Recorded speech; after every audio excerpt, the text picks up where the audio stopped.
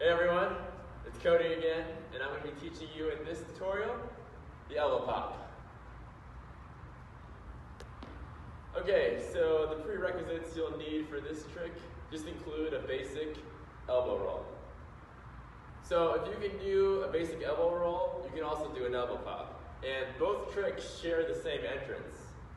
So the first step in doing the elbow pop is doing the entrance, just like the elbow roll. So we're going to do either a flourish or a half circle onto the elbow. So the thing that makes the elbow pop different than the simple elbow roll is that your elbow actually does little tiny circles that make the baton pop in the air. You keep doing that, and that's how you get continuous elbow pops. So what we're going to do to first try the trick is flourish, or just do a half circle, and we're going to do the elbow roll entrance, and then we're just going to push our elbow to the top of the circle. So if you imagine the circle, we'll make it small for now. So imagine a circle, we're going to go to the top of that circle. That's where our elbow should be facing. So we're going to roll it over and pop. And the baton should go in the air with your elbow to that right spot. So after you feel confident getting the baton into the air, we want to start thinking about how we're going to get the baton back onto our elbow so we can do another pop. So what you want to do is do the pop, let the baton fall, and then do a circle with your arm back to that position. This is going to basically train your body and your muscle memory so that you're ready for when the baton comes to actually be able to pop it up. So now basically what you do is you just keep practicing that pop, and you start to practice the circle, and eventually you're going to get comfortable enough with that motion that the baton's going to be there and you'll be ready to pop it back up. So obviously when the baton's coming back down, we're not going to catch the baton when we're up here in the circle. We're going to catch it more when we're right back in that near the starting position.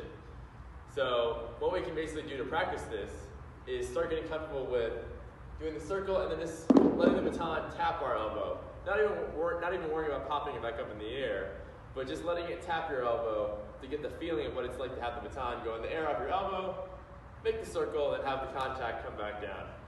Eventually, you're going to start to get more comfortable with this, you're going to have more control with it, and more speed, and that's going to enable you to actually be able to do two pops. So 1, 2. So the next step after getting the 2 elbow pops is to start shrinking the circle and making it smaller and smaller until you can barely even see a circle happening.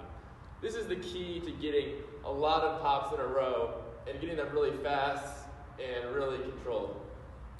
So that's how you do continuous elbow pops, and obviously it doesn't just stop there. This is now where you can take the trick, the basics, the foundation that I've taught, and make your own combinations. You can kind of do stuff like go from this elbow to this elbow to back, or you can start doing things like that and then turning under the elbow. So there's a lot of stuff you can do and a lot of room to play around with it and get creative and kind of come up with your own elbow combinations and things like that. So that is the continuous elbow pops. Have fun practicing.